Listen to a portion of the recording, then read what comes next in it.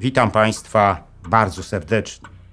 W filmie zatytułowanym Narkomania państwowa III Rzeszy opowiadałem Państwu o dystrybucji narkotyków w III Rzeszy, co przyczyniło się do podboju przez nią Europy. Po tym filmie część widzów prosiła mnie, abym opowiedział o narkotykach w innych krajach i polityce ich władz w tym zakresie. Odpowiadając na te postulaty, dzisiaj opowiem o tym, jaki był stosunek Sowietów do narkotyków i czemu one służyły w Związku Sowieckim. Jeśli spodoba się Wam mój film, udostępnijcie go znajomym, dajcie łapkę w górę, kliknijcie subskrybuj, a także wesprzyjcie mój kanał, za co z góry dziękuję. A złotymi patronami kanału są pan Andrzej Maciejewski z Alaski oraz kancelaria prawnicza Macieja Ordona w Chicago.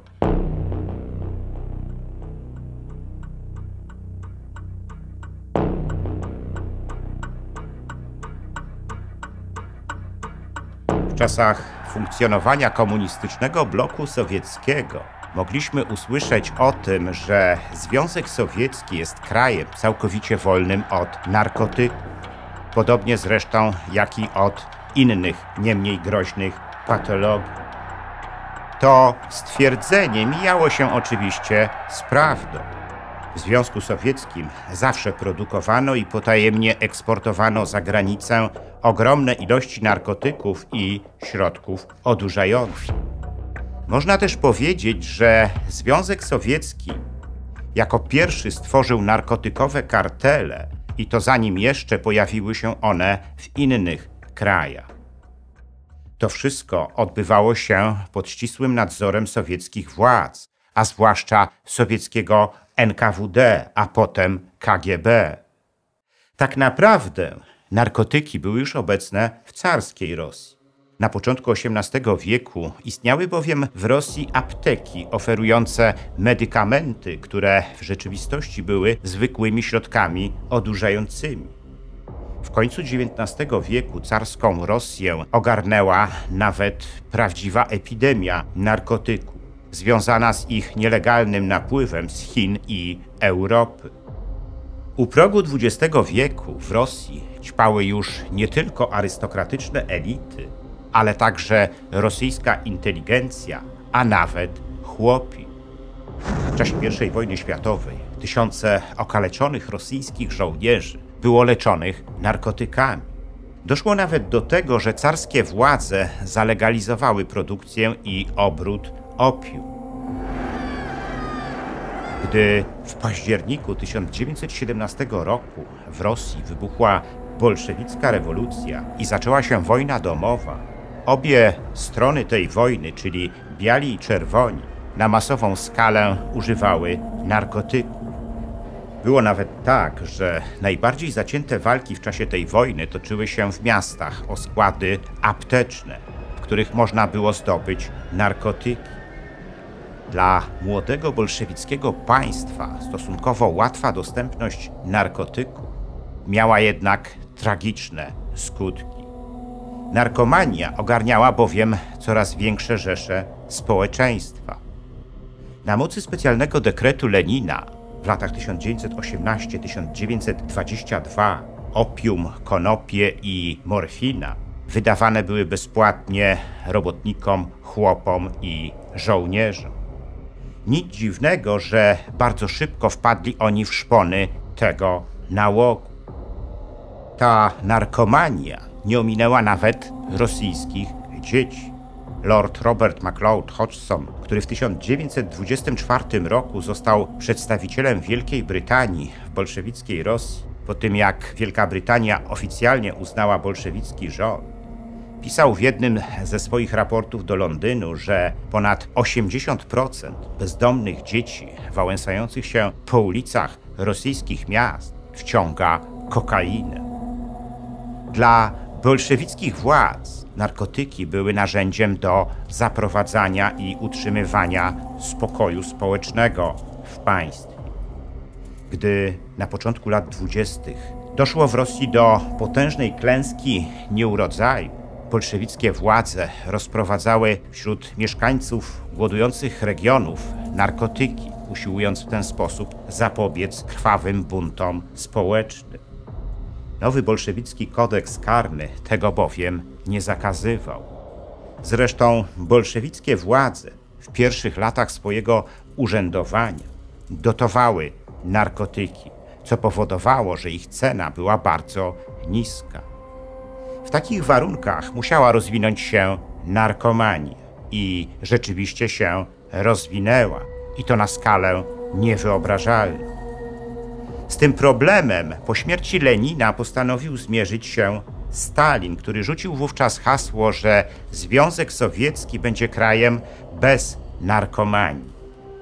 Sowiecki dyktator w 1925 roku uruchomił w tym celu masową produkcję taniego alkoholu, który miał wyprzeć z użycia rozpowszechnione już wówczas narkotyki. Ale tak się nie stało. Te ostatnie nadal pozostawały w obiegu, za to spożycie taniego alkoholu zaczęło szybko rosnąć. Krótko mówiąc, z planu Stalina nic nie wyszło.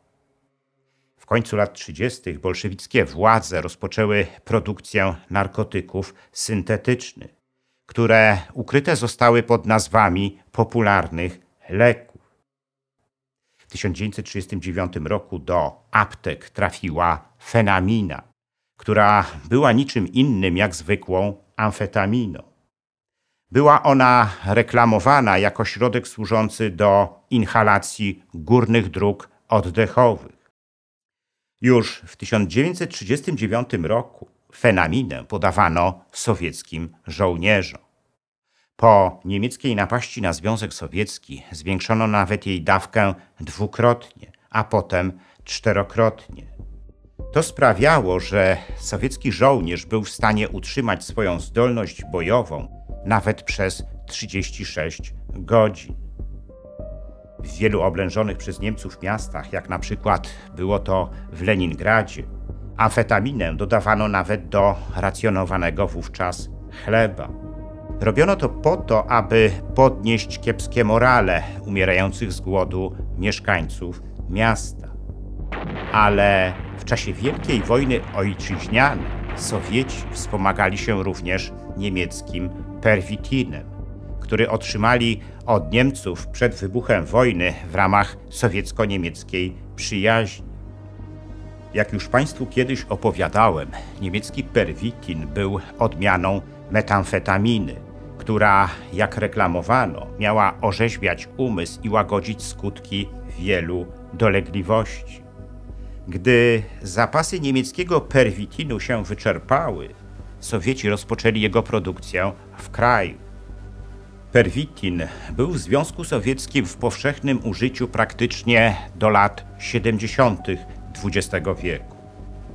W 1940 roku Związek Sowiecki wycofał się również z międzynarodowych konwencji, które ograniczały handel narkotykami. Do takiego posunięcia doszło z inicjatywy Andreja Wyszyńskiego, ówczesnego zastępcy ludowego komisarza spraw zagranicznych Wiaczesława Mołotowa. Wyszyński argumentował, że te konwencje nakładają na sowieckie państwo niesprawiedliwe ograniczenia, a Związek Sowiecki, jak podkreślał, jest najważniejszym eksporterem narkotyków opioidowych na światowe rynki. Wyszyńskiego poparli w przeforsowaniu tego posunięcia dwaj inni członkowie sowieckiego politbiura, Łazar Kaganowicz i Kliment Woroszyłow. Jedynie Anastas Mikojan i Wiaczesław Mołotow byli wówczas przeciwni podjęciu takiego kroku. Ten pierwszy prowadził wówczas negocjacje handlowe z Amerykanami i obawiał się, że będzie miało to zły wpływ na ich ostateczny wynik. Z kolei ten drugi był przeciwny dlatego, że uważał, że produkowane w kraju narkotyki powinny zaspokajać wyłącznie krajowe potrzeby. Gdy zakończyła się II wojna światowa, Takie kraje jak Polska, Czechosłowacja, Węgry, Bułgaria, Rumunia i wschodnie Niemcy znalazły się w sowieckiej strefie wpływów. Areał upraw opiumowego maku w tych krajach, podobnie zresztą jak w całym Związku Sowieckim, zwiększył się aż 5-krotnie.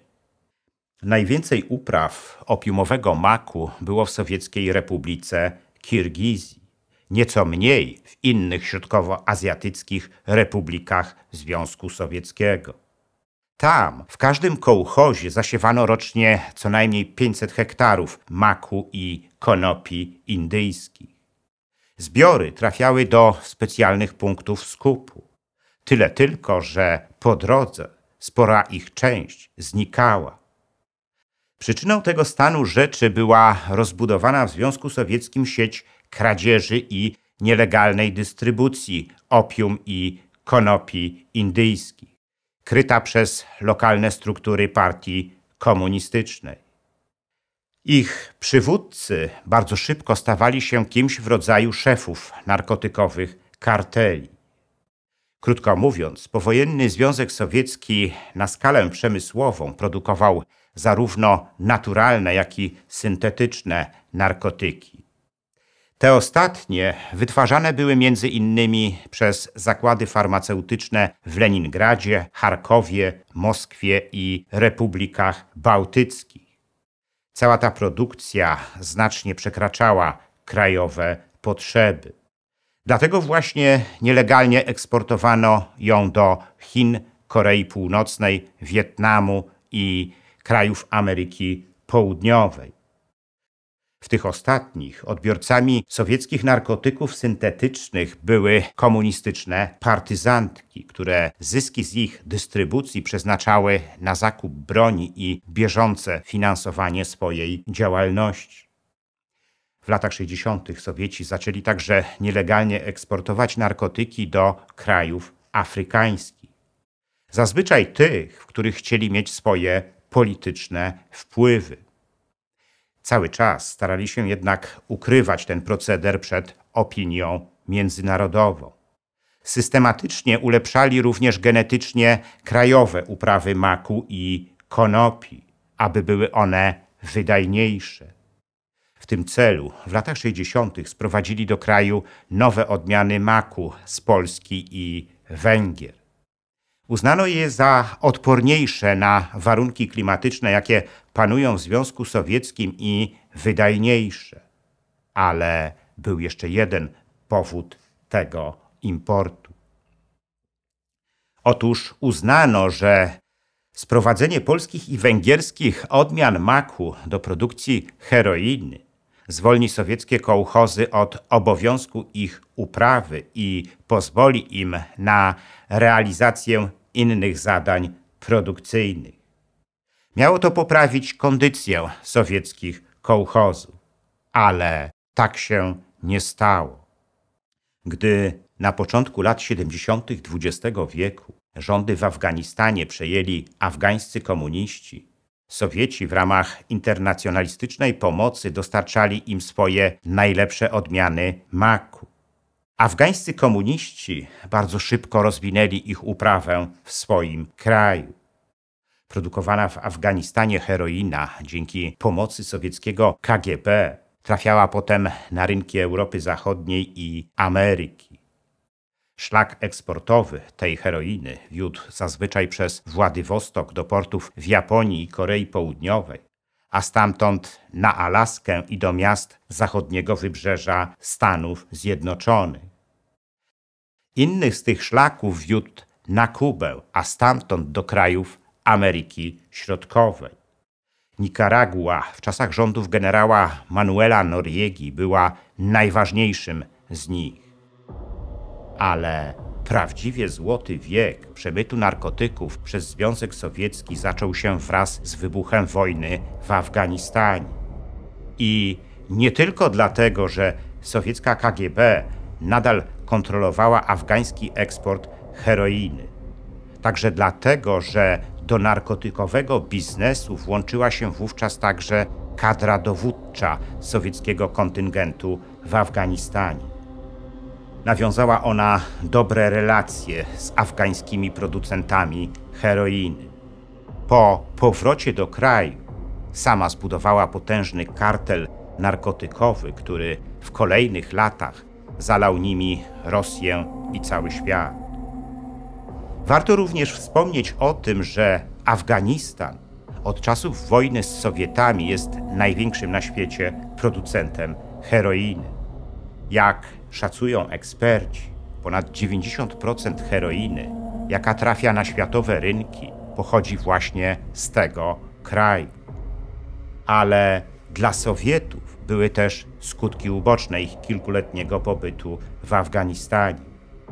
Afgańskie narkotyki zaczęły rozsadzać sowiecką armię.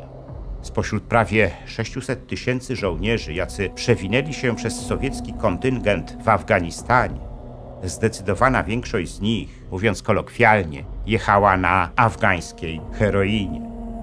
W rezultacie tego tysiące z nich powróciło do domu jako narkomani, stale potrzebujący towaru. A to samo w sobie zwiększało rynkowy popyt w Związku Sowieckim na narkotyki. Tak czy inaczej, Kreml ma bardzo bogate doświadczenia w organizowaniu produkcji i dystrybucji narkotyków na światowe rynki. I tę tradycję dzisiaj kontynuuje. Widać to dobrze od momentu rosyjskiej napaści na Ukrainę. Nałożone na Rosję sankcje gospodarcze spowodowały spadek eksportu rosyjskiej ropy i gazu. Za to, jak twierdzą eksperci, wzrósł nielegalny eksport narkotyków z Rosji.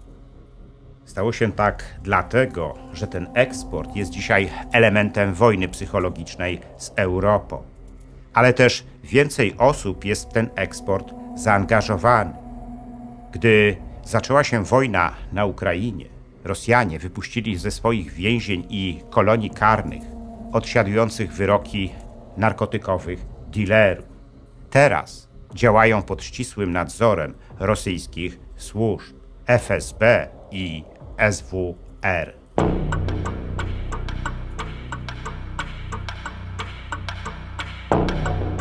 Dziękuję za liczne komentarze moich filmów i wpłaty. W sposób szczególny chciałbym podziękować złotym patronom, którymi są pan Andrzej Maciejewski z Alaski oraz kancelaria prawnicza Macieja Ordona w Chicago, a także srebrnym patronom, wśród których są panowie Dariusz Kwoka, Michał Rychwalski, Dariusz Wietrzykowski, Arkadiusz Strykowski, Wojciech Trojan, Piotr Jaskiernia, Marek Kozela oraz Kongres Polonii Kanadyjskiej z okręgu Toronto i Stowarzyszenie Nasza Polonia z Australii.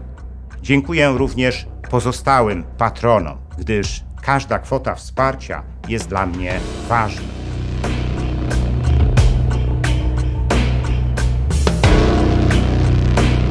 Zachęcam wszystkich do wspierania mojego kanału, co pozwoli na jego dalszy rozwój. Teraz można to zrobić nie tylko przez Patronite. Szczególnie dla patronów zagranicznych przydatne są możliwości bezpośredniego wsparcia na YouTubie w formie jednorazowej wpłaty klikając podziękuj, a także cyklicznych wpłat klikając wesprzyj na dole ekranu. Wpłat można też dokonywać przez PayPal oraz bezpośrednio na moje konto bankowe, którego numer widzicie teraz na ekranie. Więcej informacji na temat wspierania kanału na różne sposoby znajdziecie w opisie pod filmem.